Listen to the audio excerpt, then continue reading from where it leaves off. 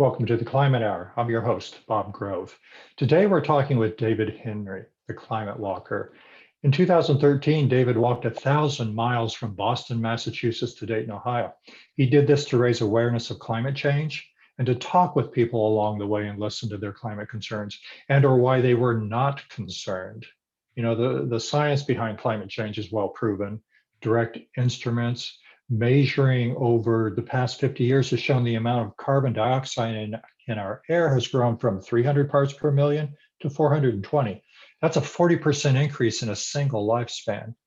We know that this carbon dioxide and other greenhouse gases capture heat from the sun, warm our atmosphere, and raise the average of our planet's surface temperature. We know that this global warming changes the Earth's climate patterns and that this climate change is causing a massive increase in natural weather disasters. We don't need science to prove this. We can just look out our doors at the current drought or flood, at freezing temperatures in Texas and heat domes in Seattle, at historic blizzards and one hurricane after another. And during all this, the science just ticks on, little machines measuring the constant increase in carbon dioxide and other greenhouse gases. Yet, even with all this hard science data and the evidence of our own eyes, there are still climate deniers. How do we grasp that? How do we talk to them? How do we understand their reasoning and build bridges with them to address these problems? David is joining us today via Zoom. Hi, David. Hi, Bob. How are you? It's good to be here. When did you first become aware of the climate crisis? Well, I did study natural resource management in the 80s at the University of Wisconsin, so I was aware of environmental issues. I may have had an inkling of it but prior to 1988, but 1988, I think, is when it became a little bit more of a global, people became aware of it globally, and that's when James Hansen testified before Congress. And so since that point, it's always been something that has been a concern. And I've tried to live my life in such a way that I'm leaving a smaller footprint, a smaller carbon footprint. The impetus to take the walk, though, really came, after the Obama became president and after the midterm elections when the Tea Party movement started. And what I was seeing is that prior to that time, there had been some movement politically on both parties to do something about climate change, and there was a rising awareness of it. I remember the PSA that Newt Gingrich and Nancy Pelosi made. I think it was around 85, and they said, we're both working together to fight climate change. Well, suddenly around 2012, it became a sort of badge of honor to deny climate change and the climate science on the Republican side. And so it's something that it angered me. Let me put it that way. You just feel like taking people by the scruff of the neck and say, hey, this is not just an opinion. This is science that's been going on for over 100 years, 150 years, really. So this is something that really moved you. Were your parents environmentalists? Did you have an environmental background when you were young? Even when I was young, I remember attending, I believe, the first Earth Day. So that would have been 1970. I was only 10 years old at the time, but there was an event in Madison, Wisconsin at the time. And Gaylord Nelson from Wisconsin was instrumental in that first Earth Day. And after that Earth Day, I became aware more of environmental issues and actually started to talk about how cars were destroying the environment. So I did not get a license when everyone else was getting a license in my late teens. I actually got one in my 20s from practical considerations, but I did not get it initially. So I was aware of the problem at the time. So you have roots in climate and environmental issues way back, even 10 years old and such. Right, and it not so much from my family, but just from awareness of activity, particularly in Madison, Wisconsin. There were a lot of people who were environmentalists. So you've kind of been aware and perhaps addressing, I mean, not getting a driver's license until much older than most people, addressing climate issues as you see them. When this whole climate thing came up, I mean, the greenhouse gases, global warming, when that came up, was that a surprise? Did that, I mean, how did you feel about this, maybe a shift in the perception of climate environmental issues? I think it was a shift because mostly what I had been concerned about, and I think this may be true of most environmentalists, were concerned about more of the point sources, smog in a city or solid waste in a region, that kind of thing. And this was a global issue. So I really think that was somewhat of a new concern. It really did concern me at the time. I was actually working outdoors in 1988 when James Hansen gave his testimony. I was working at a perennial farm in St. Louis. And we had actually a very hot summer, and there was a drought in St. Louis. So I was recommending ways that we could use a lot less water in that perennial farm.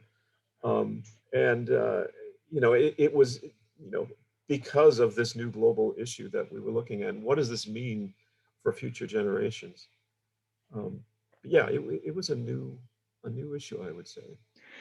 Can you talk a little bit about the time leading up to your decision to walk across the country? I mean, that's a big thing. That's a big undertaking. And, Right. there must have been a process where you started thinking about what can I do? I mean, what was your process that led to that decision? Well, the walking was somewhat of a natural for me. I actually have always been an avid walker. Like I mentioned, I didn't choose to drive when everyone else did, and I walked a lot. I biked some, but I was also one that liked to walk as much as possible. So the walking was natural for me. And, we talked about the climate change and what was happening in that first decade of this century, where we seemed to be making some progress on climate change, and suddenly things turned. And like I said, the Republican Party, it became a badge of honor to deny climate science. And so it felt like something drastic had to happen. And you know, I was speaking to various groups. I was involved in walkability and also trying to connect that with the climate. And so I would talk to groups, but mostly I was preaching to the choir, pretty Yeah. much, right? These are people who are already aware of the issue and they're agreeing with me. And so it felt like there has to be a way that we can reach those who are not in the choir, who are who are denying the climate science. Who are these people, and how do I reach out to them? And so this was a fairly drastic move, but it's what I came up with at the time. Well, and you make a great point there. I mean, and we do preach to the choir. I mean, we create our own little circles and we worry about climate and things we're going to do. But we need to reach the rest of the world. We need to reach the rest of the people out there and help bring them together. So Yeah, you felt like, I mean, the walk, I mean, was that kind of I'll use publicity stunt, which, for yeah, lack of a better word, to raise awareness, through the press? yeah. Or did you really envision being able to talk to people and change their minds? Publicity stunt is in a sense fair enough, and I really did want to, as I went through a town, talk to the reporters and whatnot, and that happened from time to time along the walk. The idea of trying to convince people that what they're thinking is wrong in some way, there was an inkling of that. I would say that did not happen, and no one should expect that in a 20-minute conversation you're going to change someone's mind quite to that extent. I had hoped to have 100 good conversations. And what I mean by good conversations is that we came together and we listened to each other, uh, and we understood at least what point someone was trying to make. There are some conversations where people are pretty much just spouting what they heard, and it's talking past each other. Um, it depends on how you look at it as to whether I had 100 good conversations. but I did have, I would say, 100 meaningful conversations. Oh, very good. How did you prepare for the trip? I mean, once you decided to walk across the country, and I understand originally you were gonna walk all the way to the West Coast, and I know that didn't happen. But Yeah. once you decided to do this, how did you go about preparing? How long did it take you to actually get to the point where you took that first step? From the time I thought of the idea, it was pretty much 9 months from that point where I thought of the idea to when I actually left for the trip. A lot of the early planning was just how do you walk across the country? Yeah. There have been some people who have done it and they've blogged about it and they've written about it. And so I found what mistakes they made and what sort of materials they brought along with them. What do you do about where do you stay for the night? Uh, how do you get enough water when you're in the West and things of that kind? One of the things that was became very clear is that if I go all the way from the East Coast to the West Coast, there would be stretches in the West where I would be walking for multiple days without being able to replenish water. And what I discovered is that most people who walk across the country will eventually get a cart because you can't put all of that water on your back. Each gallon of water is 8 pounds, and you're talking about 8 to 10 gallons of water for those stretches. So it's just way too much to carry along with everything else you need. So I did come up with a cart that I covered with coroplast. It looked a lot like a covered wagon to me when I first covered it. But then there was a sort of a flap in the front so I could get in and out, put material in there, put things in there and so on. And so people said it looked like a giant mailbox. Aha. So that, I didn't really intend for that, but it actually became very important I along the imagine walk. so. So Yeah. you pulled, I mean, you're talking about the West and the stretches without water, but you pulled the cart from Boston. You started with that. Yeah. I actually pushed it.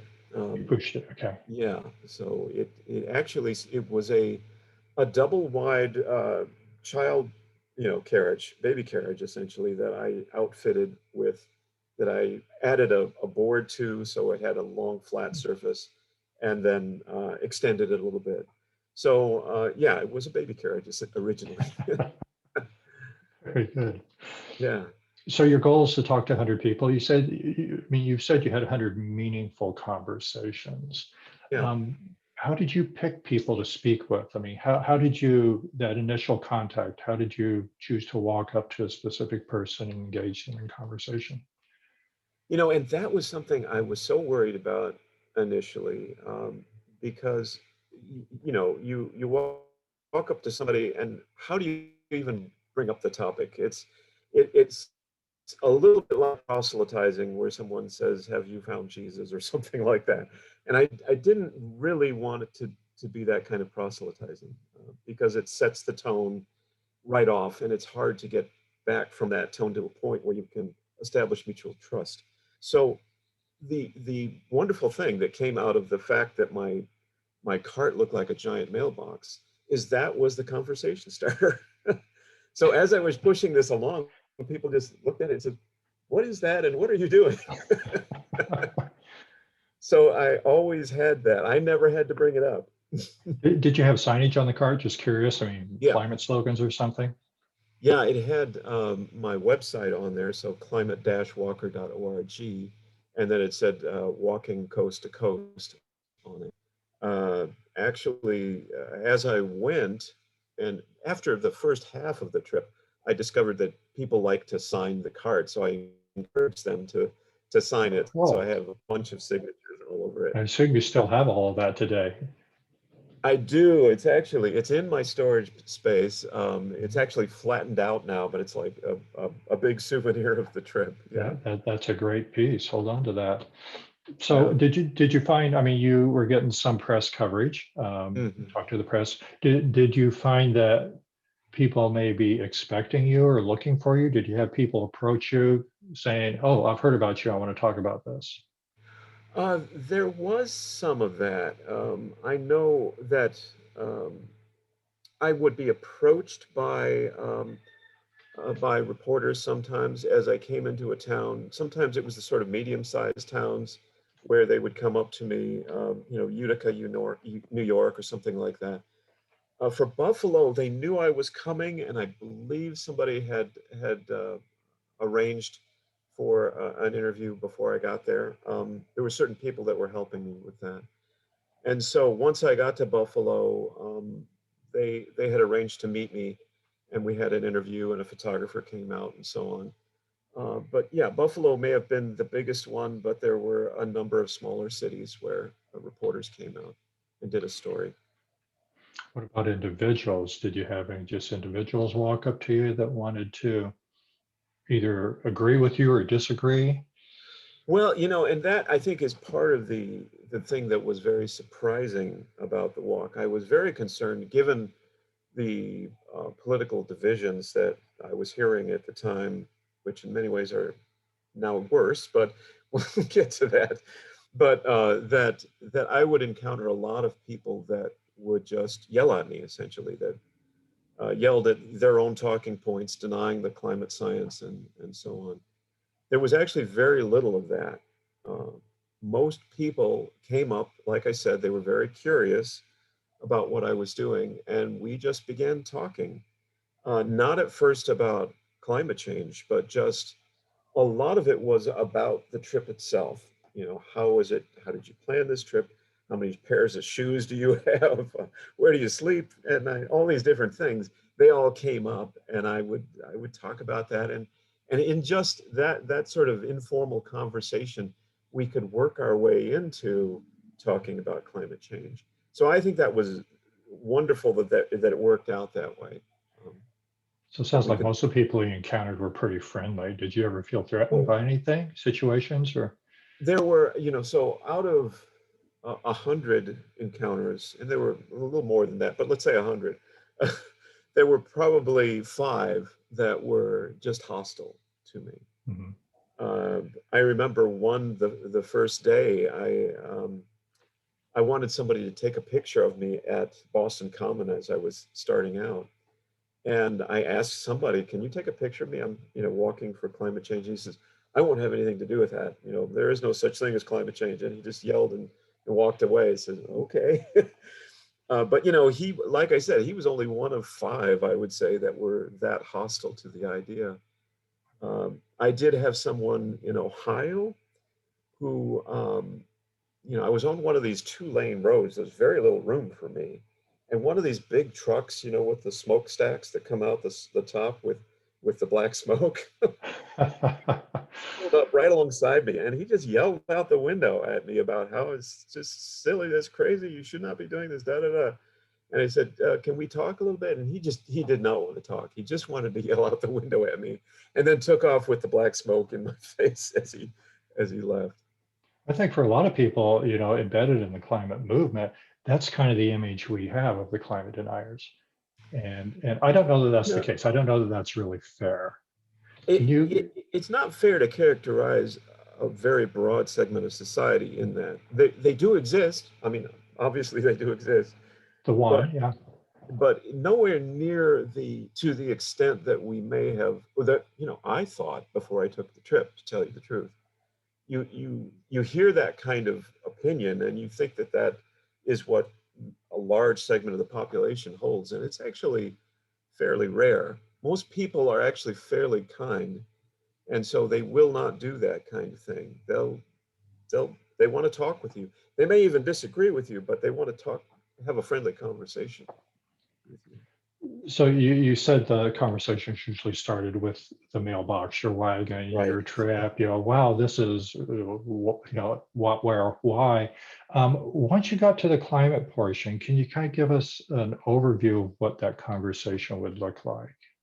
Yeah, and I'm working backwards from that. So we say, okay, you're taking this walk and you're walking across the country. What motivated you to walk across the country? So, Well, I got into my concerns about climate change, and I typically went into a little bit about the science, but not too much, because that can be a distraction in some sense, but just the basics of the science, and then focused more on what does that mean for an individual or for a family or for future generations. So I tried to focus more on the people that are involved. And I think, people listened more to that than they did to the science. Um, Mhm. I still, to this day, think the science is very important. It's very clear, and why people would deny it does not make sense. But if you focus on people, I think you will get more people to listen. So you're kind of telling your story. Did that lead to them telling their story? I mean, how did they respond to that?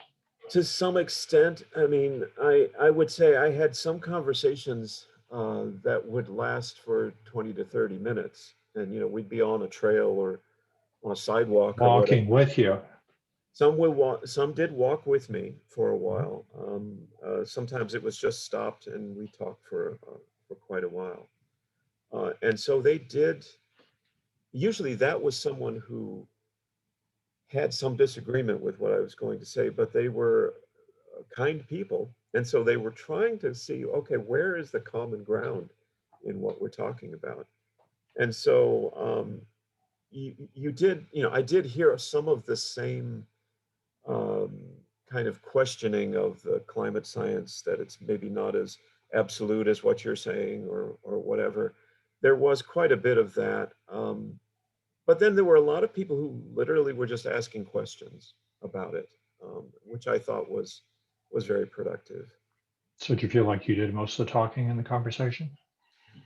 I tried not to. I would say it's probably true that in most of them I did do most of the talking. Well, I mean, Mhm. even in getting started, when they're asking about the card and about the walk, I talked a lot about that. When we got into climate change, I expressed my opinion and my worry, my concern about it. So yeah, I did a lot of talking about that, but I was really glad when they opened up and either expressed their own concerns or had this sort of question and answer period. And so it was, I think, very productive in that way. Are there some specific conversations you can share with us? Just some stories you could tell, no names, but give us Yeah, some um, specifics.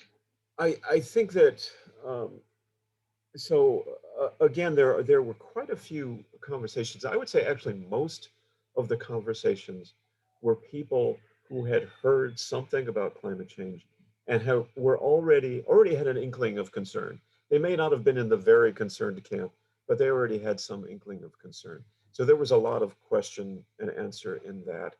Uh, but what I wrote about most actually were the conversations where there wasn't that initial agreement. Again, not preaching to the choir, but finding somebody who does not necessarily agree with me.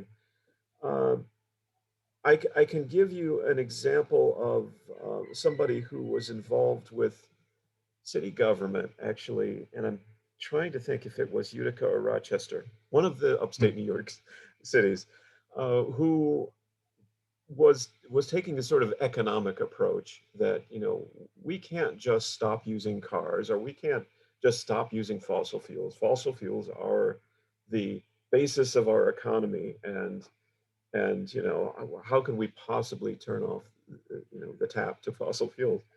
And so it was a long, that sort of thing was a long conversation, and I expressed my own concerns that there is more than just the economy. You have to look at the health of the planet. The economy is something that comes, in a sense, after we survive. If we can't survive, the economy is meaningless. And again, in that case, I wouldn't say that he walked away saying, "Oh, okay, yeah, I'm not going to be concerned about these issues anymore." But at least it felt like he was listening. He was a kind person, and he was listening, and I was trying to listen to his points as well. Um, so that was somebody from a city government that was thinking very practically about things day to day. And so it's not somebody who was thinking, okay, let's just tear all this out and start again. Um, You're So yeah. listening to the Climate Hour. I'm Bob Grove, your host. So you're talking to people, these conversations. What was the general demographic? I mean, 100 conversations. Can you kind of give us an idea of, male, female, older, younger? What were you looking at? It was a good cross section, I would say. Part of it would be related to the actual route I was on. So I would say the demographics tended to be a little bit left of moderate for most of the people I met. And that's because I chose, for example, the Erie Canal Trail, which is a 400-mile walking biking trail. Most of the people that take that trail tend to be more on the moderate to left of center demographic. But when I got off of those kinds of trails onto to small highways and so on, I met quite a few people from who are on the right of the spectrum. Um, but in terms of age or gender, it was a good cross section. And again, part of my reasoning was that I didn't want to just preach to the choir. I wanted to get out and talk to people on the ground, so to speak, which is literally what I did. And that meant I talked to a cross section of people.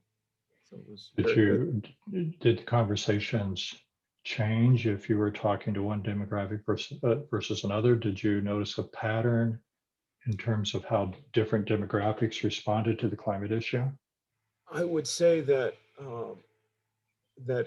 if you were in the lower economic status, that those conversations tended to focus a lot more on the walk and the practical circumstances of the walk. And there wasn't a lot of connection once we got to climate science and so on. It was harder to get into to some of those issues. But again, I think that if you focus on personal concern for your family, concern for your kids and grandkids, that they still did listen, and they we had an eye to eye moment about it, at least, even if they didn't engage very much on that topic. Sure, concern about their children and future generations. What about young people? Any young people you spoke with? What were their concerns? Well, I think I did speak to some young people, and I would say for most of the young people I spoke to, um, tended to have more concern than most of the older people I spoke to. That that's not that's not to say there weren't older people that are very concerned, but I would say if you looked at those from the age of 15 to 30, they tended to be very much more concerned in general about the climate than those who are in the 40 to 70 range or something like that. So, of all the people you spoke to overall, was there a general a general opinion, a majority opinion? And it sounds like different parts. I mean, you talk about the trail versus the highway. So, I mean, that may be two subsets. But Yeah. what was the general opinion on climate that you heard? I had done a lot of reading about sort of attitudes about the climate before even taking the walk. The Yale studies that sort of looked at different levels of climate concern were sort of in my mind as I was doing that. And the number of people that were sort of very concerned was at the time something like 15%. I don't know.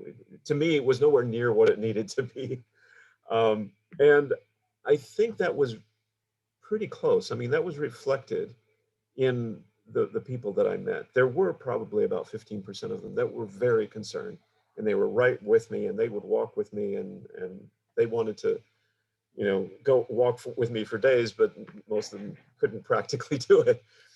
Um, then there were those that had heard of the issue and uh, and had some concern, and that was a very common thing to hear that. I would say that was more like 25 to 30% of people.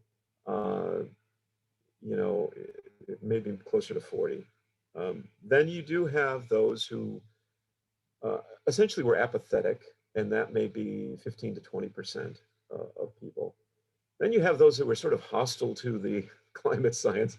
And again, it was a small number.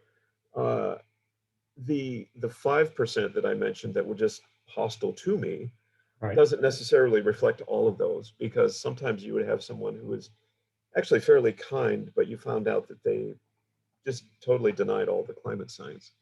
So that again, I think was close to 15% that I'm seeing. And I'm sorry I haven't been doing the the percentages whether I reached 100%, but hopefully that give Yeah. you some idea. Somebody, yeah. So the group, I mean, obviously there's that 15% that was on board with you, wanted to walk. There was maybe Mhm. 5% that was totally hostile. You can't reach them. I heard you say maybe 40%, 35, 40 that was aware, but That's maybe apathetic, like it Yeah, just and you could wasn't sort of lump important some to of them. those together. There were some that, yeah, they were aware of the issue and they had some concern. And a lot of those are people that asked questions. And so in some ways, it may have been the most productive to talk Mhm. to them So I'm seeing two because they, major groups. I'm hearing two major groups. There was that apathetic group that it wasn't really on the radar. So, and then there was that other large group perhaps of climate deniers weren't necessarily hostile, but they had reasons to not. So let's address those two groups. And yeah. perhaps we start with the apathetic group. What was the reason that you most often heard for being apathetic or not being on board with this? Well, I think that part of it was maybe not understanding the urgency. Um, oftentimes what I would hear is, well, that's something that, our kids may have to deal with, but it's not something that we can do anything about or whatever. In other words, pushing it down the road, kicking Mhm. the can down the road. I think there was a lot of that. Um, so uh, I think that what happens is that they look at what might be required to change, and they just couldn't see doing that change themselves, and they didn't see the urgency enough to do that kind of thing. Um, Do you feel like in your conversation you raised their awareness of the urgency? I believe so. Yeah, I think of one conversation I had. Again was in upstate New York somewhere. I was along the Erie Canal Trail, and a couple came riding by. Um, she stopped and said, "What is this all about?" The same conversation starter. What's with the giant mailbox? And then he was sort of curious, and as soon as I mentioned climate, he rode on. He says, "I'll meet you up there, whatever." And she said, "Well, yeah, I know what you mean." So it was interesting that apparently that couple, they didn't talk about it together, but she was very interested and she'd heard something about it, and she asked questions about, what does this mean that the carbon is increasing, and what are the sources of it, and what can we possibly do, and all of these things. So I felt that's very productive when that kind of thing happened. Yeah, that does sound productive. Let's shift over to your other group, your climate deniers, the ones you had conversations with. What were the reasons that they gave for their position? So I'd mentioned that sort of economic reason that somehow the economy and the fact that fossil fuels have built so much of the economy is in a way sacrosanct, that we can't touch that. And so I did hear that from time to time. Another, of course, is a religious belief. So I stayed at a kind of bed and breakfast as I was in one of the towns approaching Buffalo. And the man was so nice, and we got along so great at first. And I had no idea he was a climate denier. Actually, I was having breakfast, and somebody across the way saw my climate walker cart, and he said, "Well, there's nothing to that, and whatever." And I tried to have a little conversation with him, and the man I had been talking to, the owner of the bed and breakfast, seemed very sympathetic at first, but then he said, God has a plan and it has nothing to do with climate change. And so I really wouldn't worry about it. And so it is difficult to get very far when that sort of thing happens. I still felt that what was important is that we made a personal connection so that Uh-huh. we had those conversations before we ever got to that point where we understood each other and we know, okay, you're a kind person, I'm a kind person, and we can talk about other things.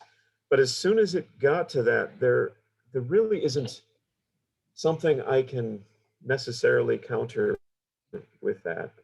I did try in that case, though. So, for example, I mentioned how science and religion sometimes do interconnect. For example, I asked him if he had a lightning rod on his house, because if you go back 250 years or whatever, it was considered uh, blasphemous, I guess, if you put a lightning rod on your house, because lightning is an act of God and you should not be trying to keep the lightning from hitting your house. And we now know, okay, you're protecting your house if you put a lightning rod up. Isn't this something similar? It didn't work, but it was at least an attempt to try to bring these two things together. Some of the other ones you said, I mean, besides those that have religious viewpoints that prevent them from, trying to control climate or whatever, those that were just denying the science from an economic point of view, um, Right. Yeah. where did they generally take the conversation? Well, it really did get down to sort of accepting what our current economy looks like, which is based on fossil fuels, Mhm. and saying, okay, this is a given. How can disrupt our economy such that you're going to completely change this? And I had to counter with some of the costs of climate change, what it would mean for us if we got to the point, and we're seeing it this year, the kind of Yes. thing, how it affects agriculture and just living in those areas where the heat, can get to 115 degrees or whatever. We're going to have climate migration at this point as people move away from such areas. And so it's already going to affect the economy. I tried to make those arguments back then in terms of looking at the enormous cost of dealing with climate change. And And again, again, we're it's looking at 2013, right? this was 2000. 2013, and I think that we had seen some effects. I think this year we're seeing some that are beyond anything we saw at that time. Um, and it does make me wonder about people who are experiencing this firsthand and how that might affect their attitudes about the climate. Yeah, it'd be interesting to take this walk again, and I'm not suggesting you do that, although I'd be happy if you would. It'd be interesting to take this walk again and to see if the attitudes have changed. Yeah, the optimistic side of me wants to say that that 15% we were talking about earlier that are very concerned, I believe that's grown hopefully more like 25 or to 30. I think we're And do you, seeing, and you know, the movement, particularly among the youth, like with Greta Thunberg, and uh there is a lot more awareness. Something that I've been noticing a lot, quite a bit more since 2013, is that when these kinds of things happen that are happening in the Northwest right now, they mention the climate and they mention that this is something that we would expect to see with more climate change. And I was not hearing that much back in 2013. So there has been some movement. It, I think we need far more, but there has been some movement in the right direction. yes. Do you feel like you changed any minds on your trip? I mean, any specific individuals stick out that you feel like you had a big impact with? Well, again, I had this dream in mind that there would be, I would approach a denier and there, through these discussions that somehow they would just say, "Oh, okay, I never thought of that. Oh, I've totally changed my mind." No, that never happened. But like I said, I think where there was some real movement was those people who had some level of awareness of climate change, who may not have heard much in terms of the details. And there was that question and answer that they learned a bit more about it. And I think that may have led to a higher level of concern and maybe action. But I couldn't say that happened right when I was there. Yeah, yeah. So let's kind of reframe this in terms of going forward. I mean, based on your experience, how do we reach out to the climate deniers or even those that are just apathetic to the movement? How do we bridge the gap with them and bring them together on a subject? The thing that became so important to me is that I could see the importance of one-on-one conversations. So there would be various ways that you could go about that.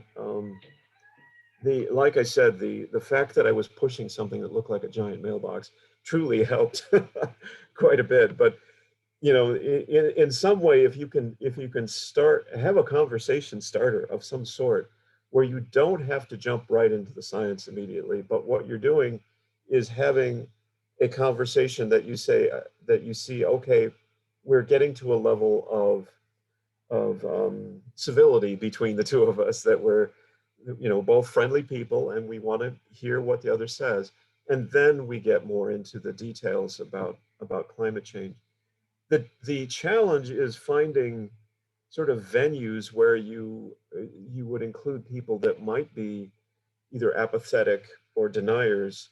Um, you know, for example, I'm in Madison, Wisconsin right now. Most of the events that, if I set up a booth, most of the people that I would encounter would be either very concerned or at least aware and somewhat concerned.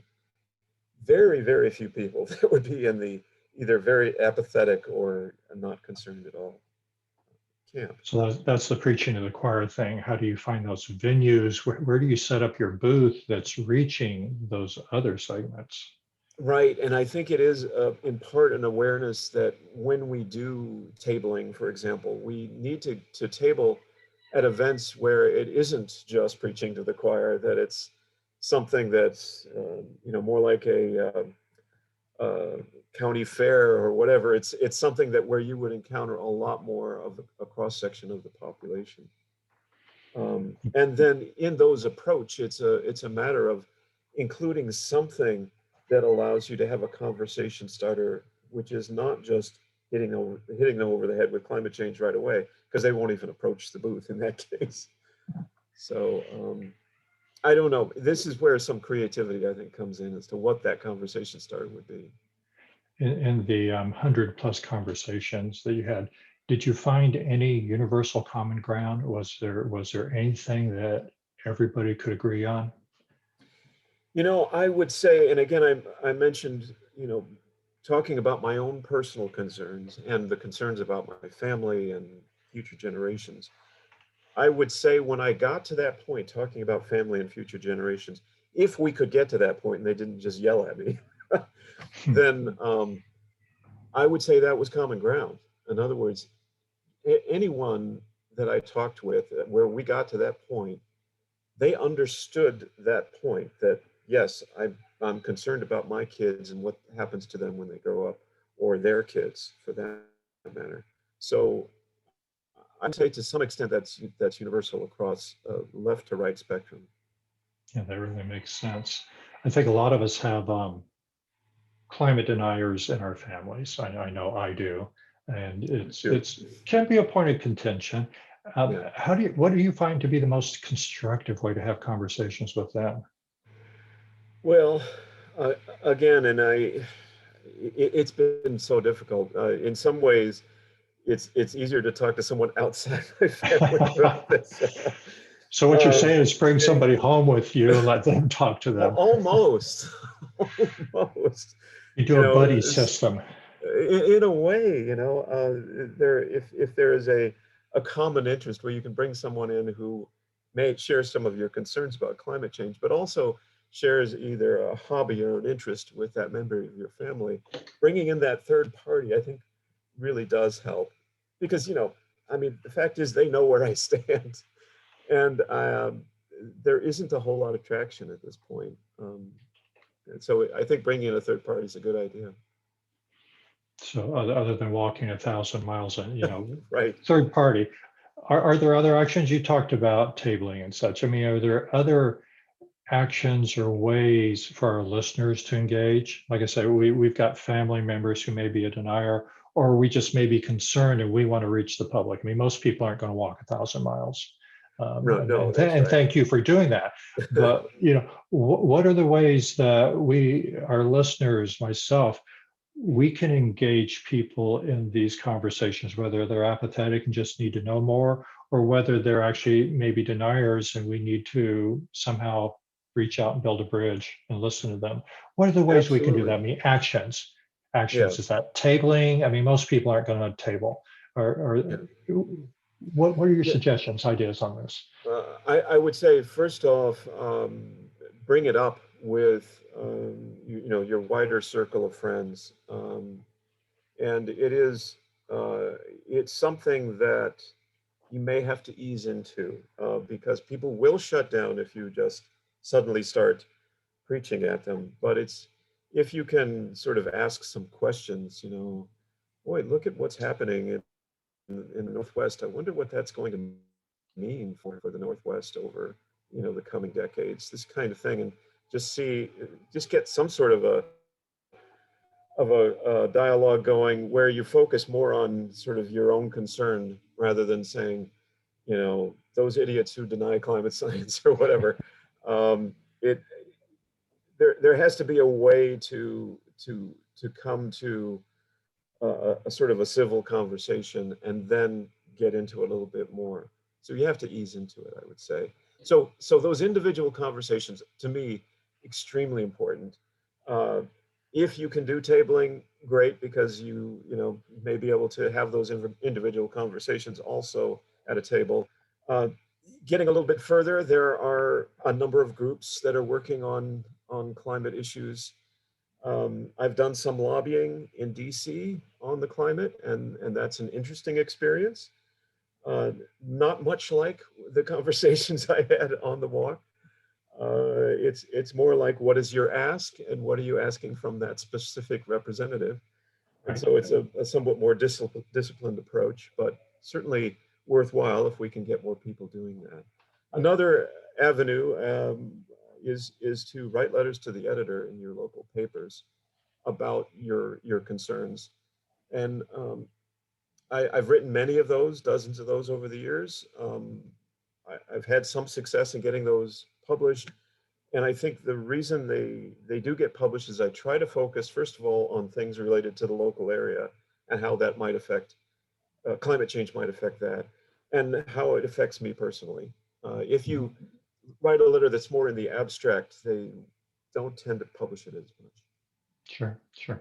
You kind of touched on politicians there. What do we do to, I mean, there's such a political gap in climate action. Yeah. What can we as individuals do to, bring our politicians together? Boy, that's a tough question. I Well, I know. don't mean for this to be too I easy.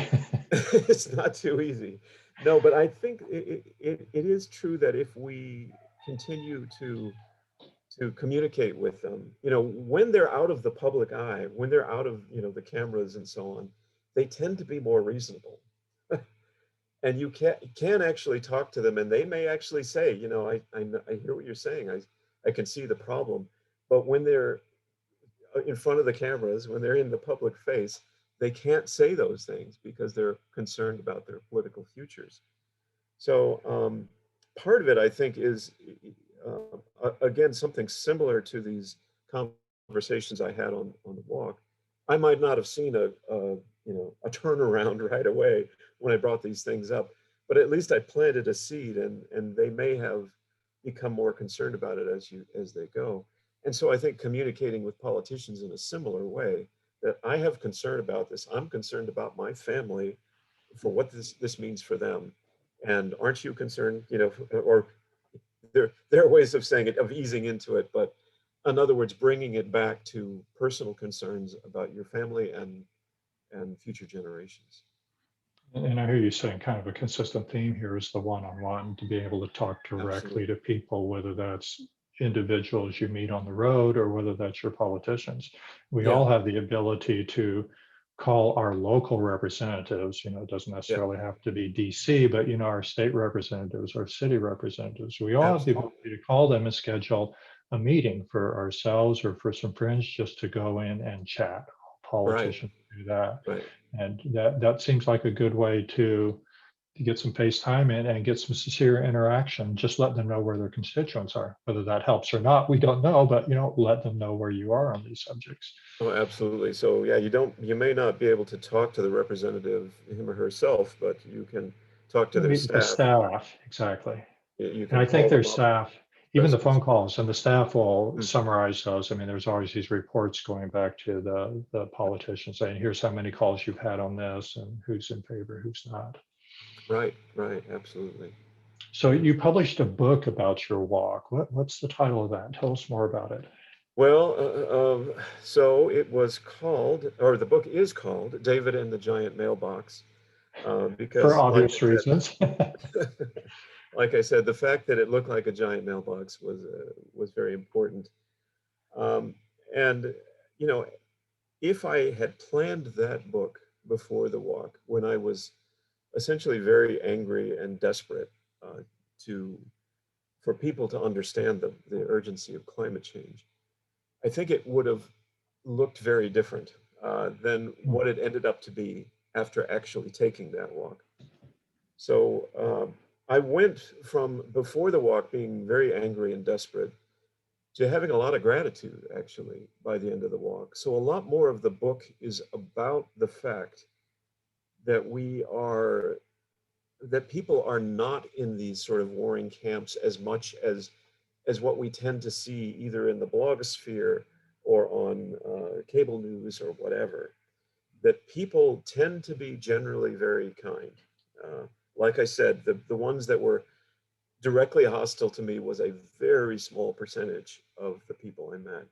Most people were very kind and friendly, and many of them, would do what they can to help me in whatever way they could. So I think that's a very important point, and it may encourage people to reach out and talk directly to people. So Do yeah, you have, oh, go ahead. oh, you go ahead. I was going to say, so the book is focusing on those individual conversations. So it is a day-to-day account, but I have sort of one specific conversation that was very important for that day. I have to say, there were some days where I was stuck, you know, walking between cities or whatever, and I didn't have any. And then other days I would have five or six.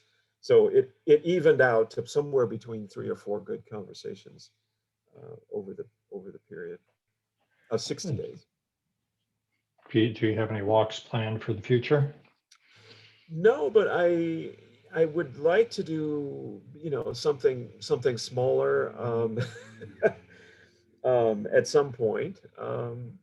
It's a practical matter of how it could be arranged. But things like the Katy Trail in Missouri, which now reaches all the way from St. Louis to Kansas City. There are more and more of these actually around the country, whether they're rails to trails, or old canal trails that are being set up so that people can walk. Um, Do you think that's a great way to raise consciousness? I mean, you do mention some shorter trails that a person or a small group could cover in just a few days. yeah, that is true. The difference between just walking on a trail and doing the route that I did is that I intentionally left the trail a number of times because if I'm not encountering people on the trail, I wanted to walk into the towns and cities to encounter people, which which makes it somewhat more difficult and in somewhat more dangerous. And I don't mean dangerous because of crime or people. I mean because of traffic. Mhm. Uh, People who have walked across the country have dealt with near-death experiences a number of times. And I dealt with one near the end of my walk where someone was a distracted driver. There was a curve in a highway, and I could see the top of her head, and it was that car headed right for me as I was on the shoulder, and I had to pull the cart away and jump into a sort of a ditch in order to get out of the way. So it is dangerous if you're not on a trail, just to warn people. So where can people go to learn more about your book, about you? I have a website that talks about the walk and the book and some other topics, and that's at climate-walker.org. Okay, thank you. Yeah. And thank you to our listeners. This is the Climate Hour. I'm your host, Bob Grove.